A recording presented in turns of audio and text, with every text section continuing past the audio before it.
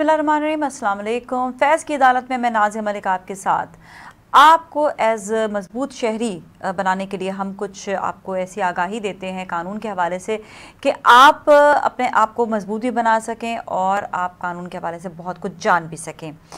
शादी बहुत खूबसूरत अमल है, लेकिन अक्सर हमने ये देखा है कि अपने जायदाद की खातिर या अपनी बच्चियों को जो है आप जिसे कहते हैं ना कि कोई अपने सर से अल्लाह ना करे कोई बोझ उतारने की खातिर, वो कहते हैं कि बोझ समझ कर उसको उतारने की खातिर वो बच्चियों की जल्दी शादियां कर देते हैं। और ये छोटी उम्र कम उम्र की शादियां जो है वो बहुत ज़्यादा नुकसानदेह भी होती हैं।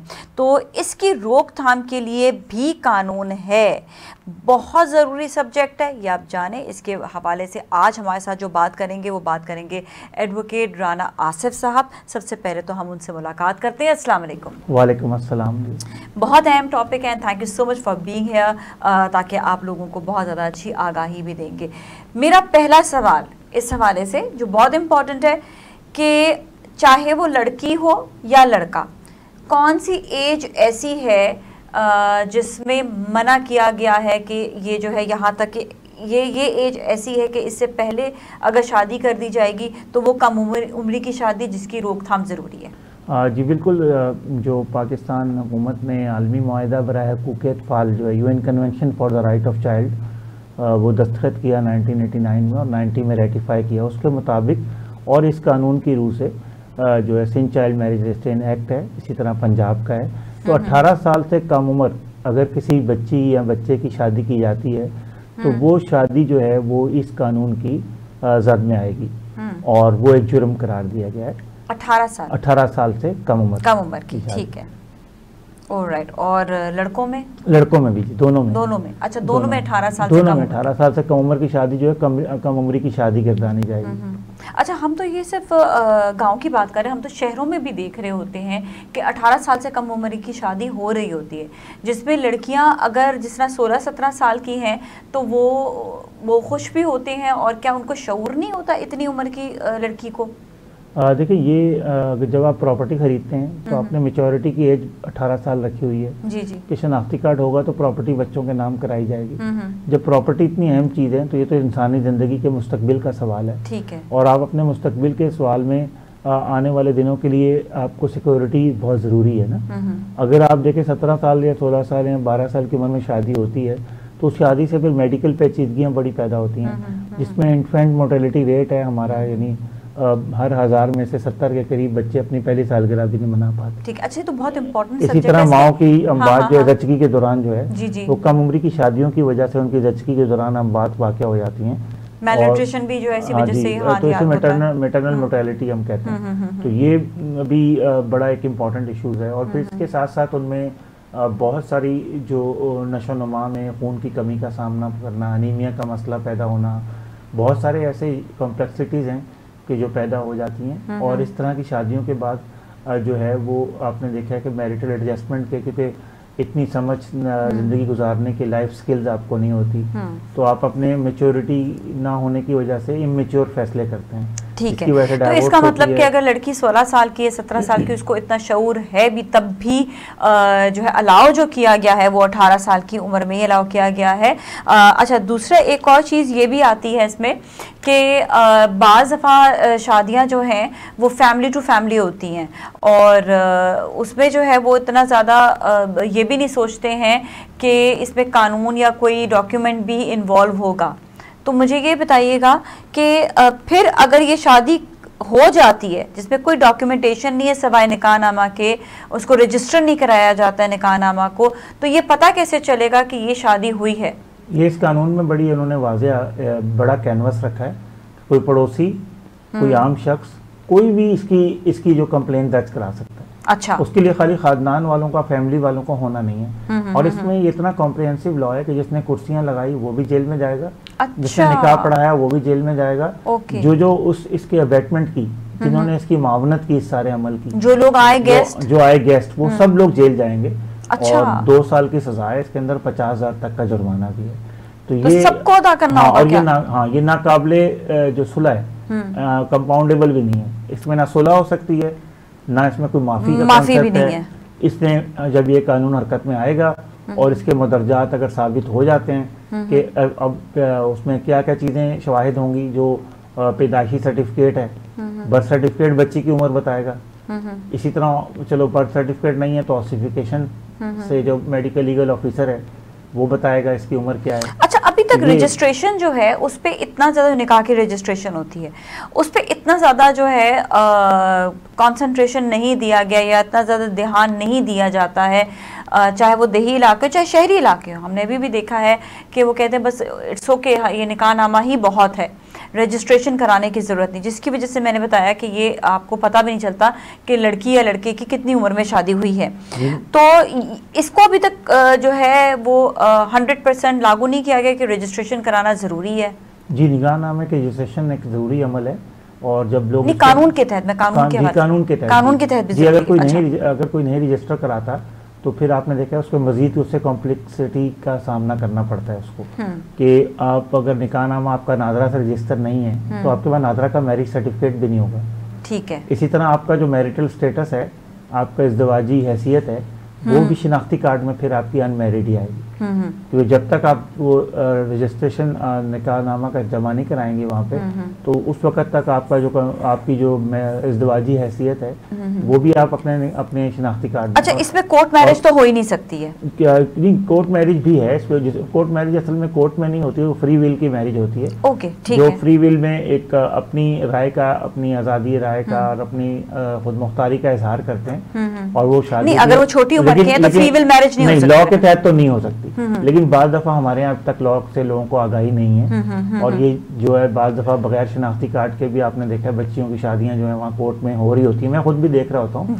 तो अभी भी हमें ज़रूरत है कि इस कानून के इतलाक़ को ज़रा मज़ीद सख्त बनाया जाए, और इसके इतलाक़ उन पे जो अदालत के आसपास निकाह खां मौजूद होते हैं उनके ऊपर भी इसका जो इतलाक़ है वो किया जाए। अच्छा। और सारे निकाह खां का अभी तक कोई डेटाबेस पोर्टल, इस तरह का वेब पोर्टल मौजूद नहीं है जिसमें अवाम एक चेक करके, क्लिक से चेक कर ले। जैसे आप गाड़ी खरीदते हैं तो आप CPLC से चेक करते हैं कि ये गाड़ी रजिस्टर है, चोरी की तो नहीं है, ये तो नहीं है। इसी तरह ज़रूरत तो इस चीज़ की है कि एक सेंट्रलाइज तौर पर हुकूमत का जो है एक डेटाबेस होना चाहिए जिसमें हर निकाहनामा उसमें रजिस्टर हो, और इससे ये भी फ़ायदा होगा जो लोगों को एक दूसरे को धोखा देते हैं कि मैं अभी तक कोई कमा रहा हूँ और मेरी शादी नहीं हुई।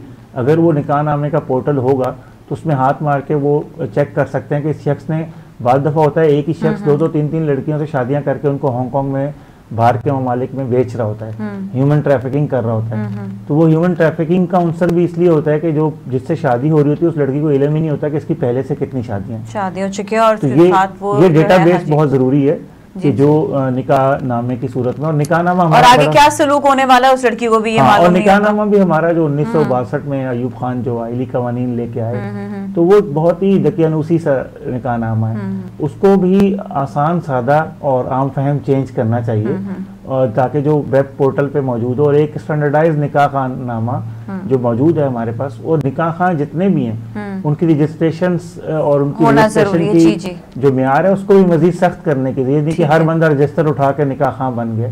ठीक है। जिस ज़माने में लोग कम थे उस वक्त तो चलें ठीक है, एक ऐसा माहौल होता था कि एक दूसरे के मोहल्ले में भी लोग एक दूसरे को जानते थे, यहाँ तक कि आपके पड़ोसी में कौन रह रहा है, वर्बली भी होता था, क्योंकि आपको मालूम होता था, गवाह बहुत ज़्यादा होते थे।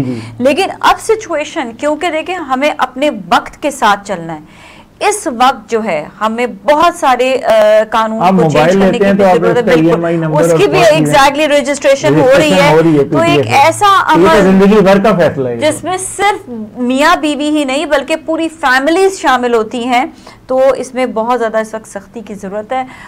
बहुत सारे और सवाल भी, जैसे ट्रायल का भी, इंक्वायरी का भी है, बहुत सारे और सवाल अभी मेरे पास मौजूद हैं। ब्रेक के बाद आपसे मिलते हैं।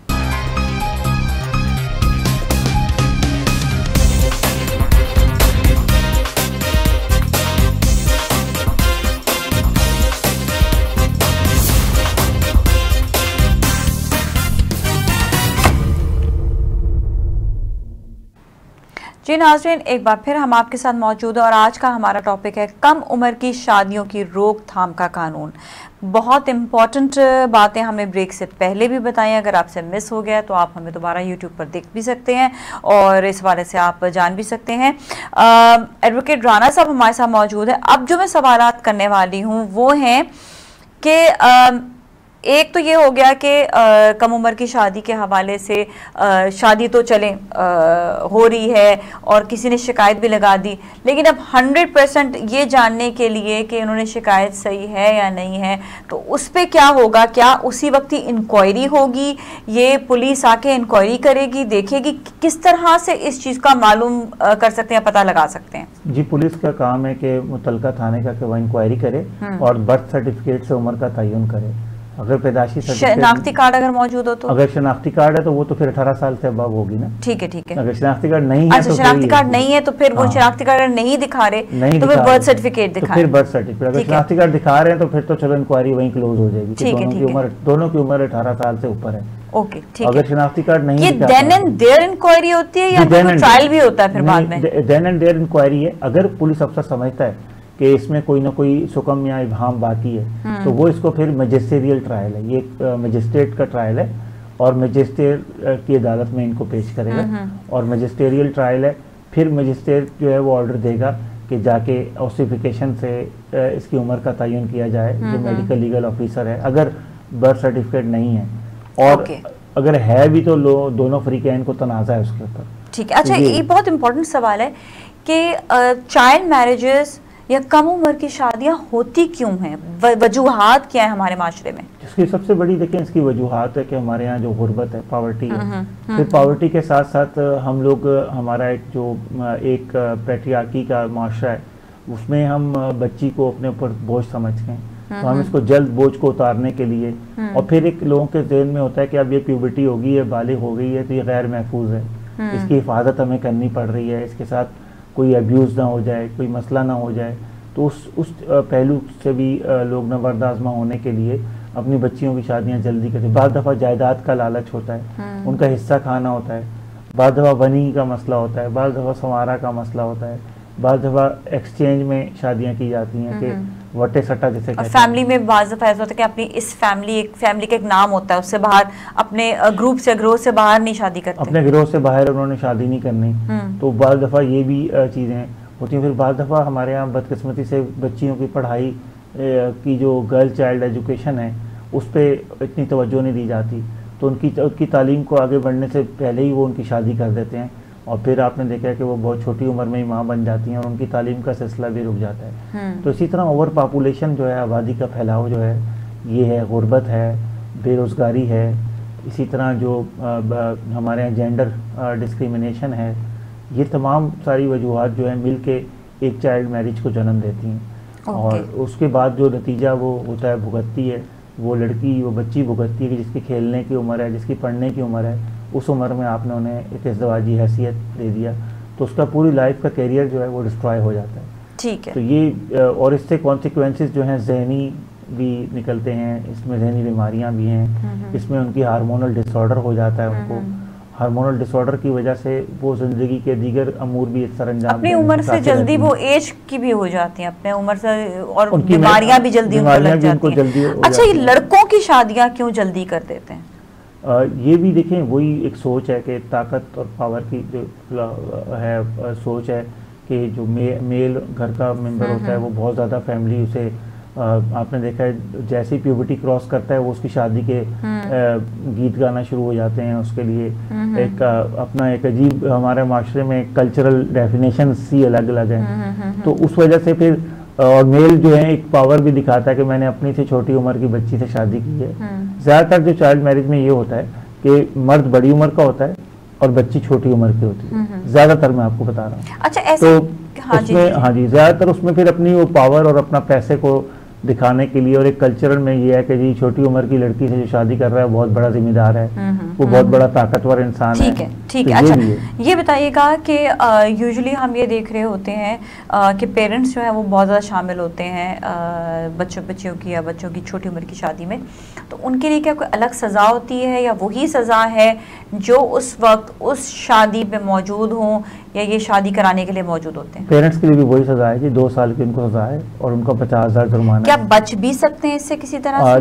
देखिए इसमें ये नॉन कंपाउंडेबल है, ना काबिल सुलह जुर्म है, इससे बचा ही नहीं जा सकता। अच्छा, बचा जब ये लागू हो गया तो फिर आपको जेल जाना तो ही इसी इसके लिए इंक्वायरी होगी, ट्रायल होगा? इंक्वायरी होगी, वैसे ही मजिस्ट्रियल समरी ट्रायल, मजिस्ट्रेट का एक ट्रायल होगा जिसमें मजिस्ट्रेट जो है तमाम पहलुओं का जायजा लेके। अच्छा, तब पहले जैसे तो कोई केस इन पर करेगा जिस तरह आपने जी, कोई फैमिली मेंबर है होगी या कोई नेबर है, जो भी इनके लिए शिकायत करेगा उसका नाम सामने आएगा?